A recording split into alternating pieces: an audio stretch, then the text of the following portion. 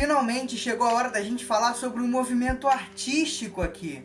Brace yourselves, porque hoje vamos fazer uma viagem no tempo, lá para o ano de 1890, para tentar entender a fórmula por trás desse que é um dos maiores movimentos artísticos e apontado como o movimento que encabeçou o período chamado de La Belle Époque, o pré-Primeira Guerra Mundial. Senhoras e senhores, eu vos apresento Art Nouveau.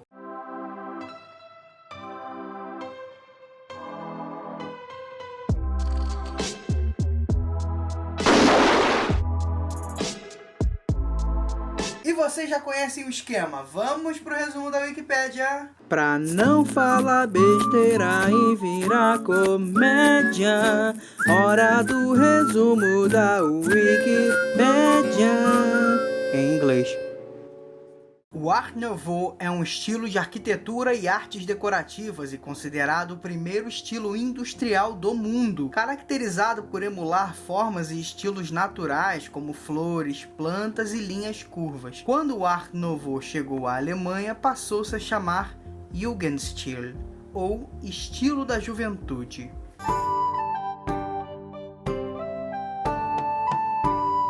Pense em um mundo medieval.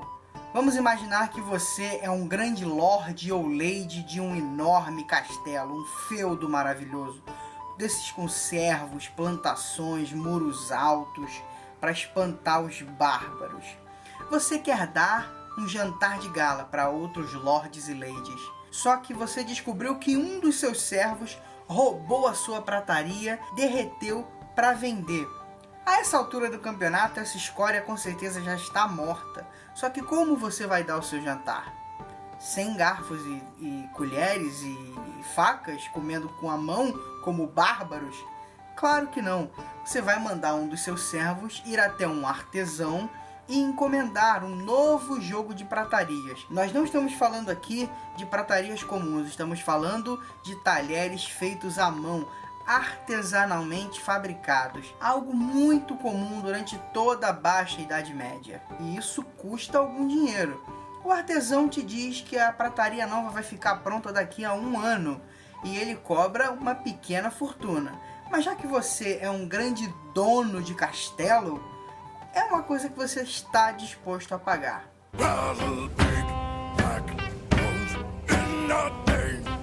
De repente, o mundo muda. Feudos e castelos dão lugar a fábricas e casas de subúrbio.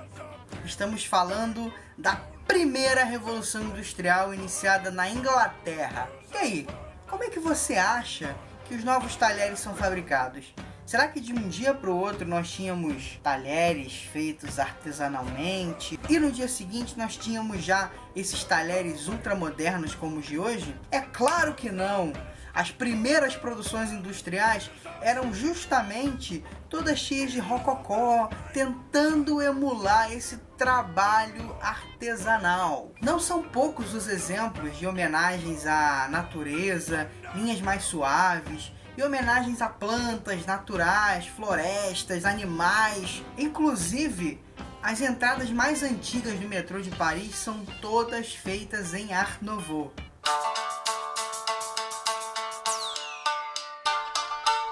Mas assim, é muito importante dar crédito a quem merece.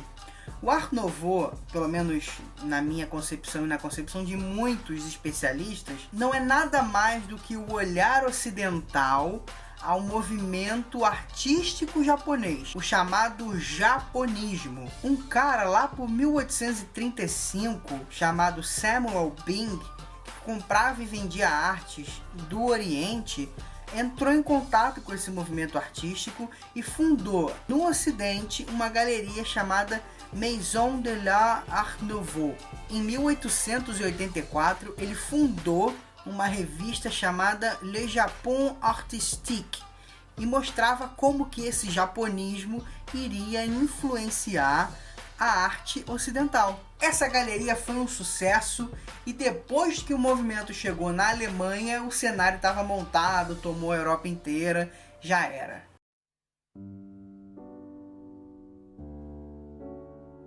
Seria impossível tratar de todos os nomes da Art Nouveau aqui, mas eu acho que eu peguei um bom exemplo para mostrar como que esse movimento todo influenciou vários campos artísticos ao redor do mundo. Vamos falar sobre Alphonse Maria Mucha. Ele era um artista austro-húngaro, ou seja, nasceu no Império da Áustria-Hungria, no lugar que hoje equivale à República Tcheca, no ano de 1860.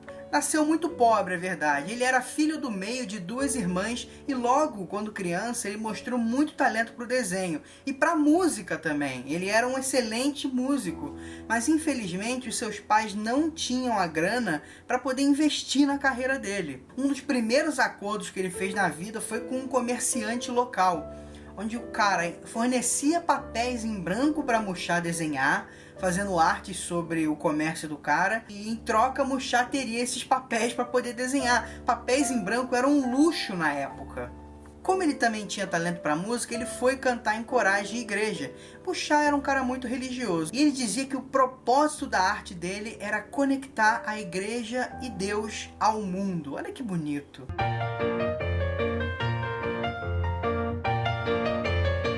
Da igreja ele partiu para outro palco, o teatro. Ele começou fazendo artes para peças, fazendo cartazes, chamando o público. Não era muita grana, mas era dinheiro rápido, era o que ele precisava. Em 1878, ele foi recusado pela Universidade de Praga, o departamento de arte, aconselhado a mudar de carreira. Daí ele viu que não tinha muita coisa para fazer em Praga e acabou se mudando para Viena, onde era a capital do Império Austro-Húngaro. Lá ele também trabalhou com teatro, pintando aqueles cenários, sabe aquelas props que aparecem no fundo do palco? Ele era um aprendiz, então ele não ganhava muito dinheiro, mas ele estava em Viena. Ele estava na capital do Império, e como toda capital, tem bastante arte sendo produzida, bastante cultura no ar. Então ele conseguia ingressos para exposições, museus com os patrões dele.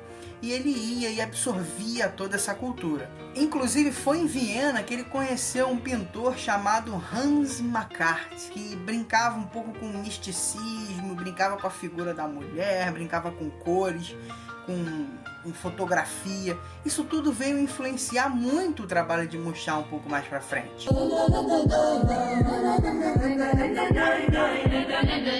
A verdade é que Maria Mucha precisou sair de Viena porque o lugar onde ele trabalhava pegou fogo. E ele retornou para a República Tcheca, onde ele pôde botar em prática tudo que ele aprendeu em Viena. Ele começou a trabalhar para uns clientes um pouco maiores. Foi aí que o conde Eduard Couhen-Balassi tomou conhecimento do trabalho dele e apresentou para vários outros artistas da época. Inclusive conheceu a atriz de teatro mega famosa na época, chamada Sarah Bernhardt. Ela fazia peças por toda a Europa e os dois tinham uma parceria. Ela fazia as peças enquanto ele desenhava cartazes promovendo essas peças. Hoje em dia, esses cartazes são uma grande amostra do que foi o movimento Art Nouveau.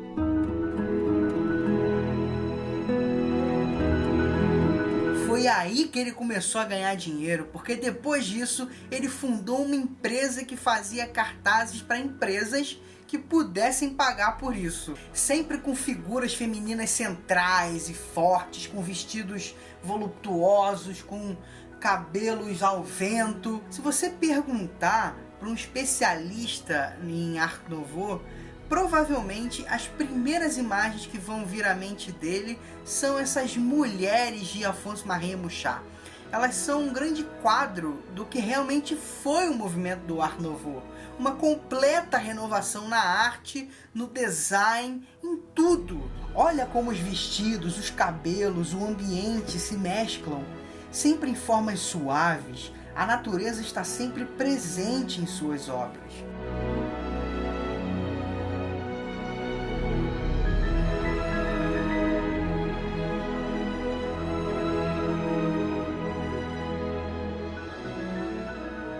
E se você acha que era fácil pintar, que Maria Muchá tinha uma Wacom de 32 polegadas, que ele ligava no computador e abria o Photoshop e pintava o que ele queria, não, senhor.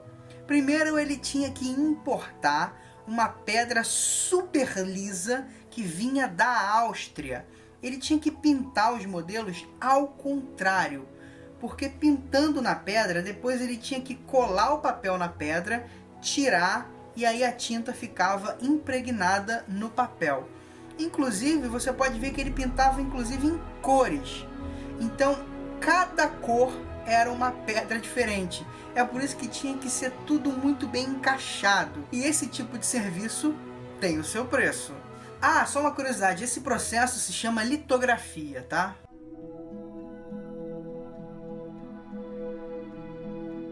Depois de fazer dinheiro, fama e sucesso, entre 1910 e 1920, Muchá se voltou a um trabalho chamado A Épica Eslava, um conjunto de 20 telas gigantescas retratando a vida e mitologia do povo eslavo. Ele era a favor do movimento chamado pan-eslavismo, ou seja, que todos os povos eslavos se juntassem em uma única nação.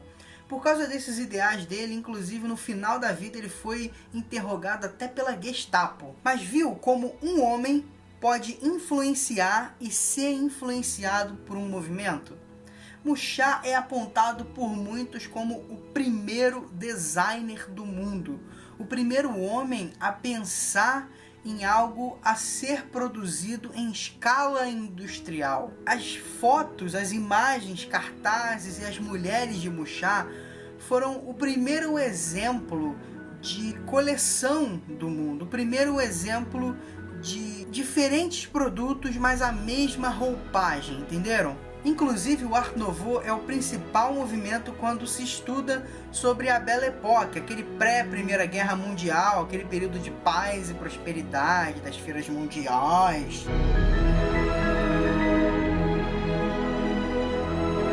A Torre Eiffel foi o grande orgulho da França na Feira Mundial de 1889.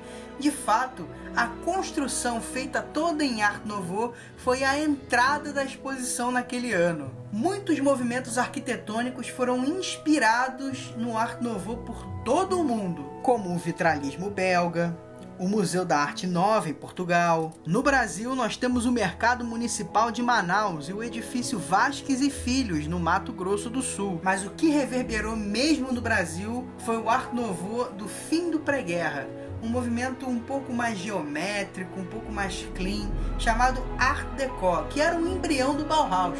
Mas isso é para um outro episódio. O Teatro Municipal do Rio de Janeiro é em Art Deco. O próprio Cristo Redentor é em Art Deco. O Empire State Building, erguido em meio à crise financeira, é em Art Deco. Bom, muitas coisas permeiam esse movimento e eu te convido a pesquisar um pouco mais sobre ele. Inclusive os movimentos que vieram depois, como o Bauhaus, o surrealismo, o modernismo, enfim. Arte é um assunto sem fim.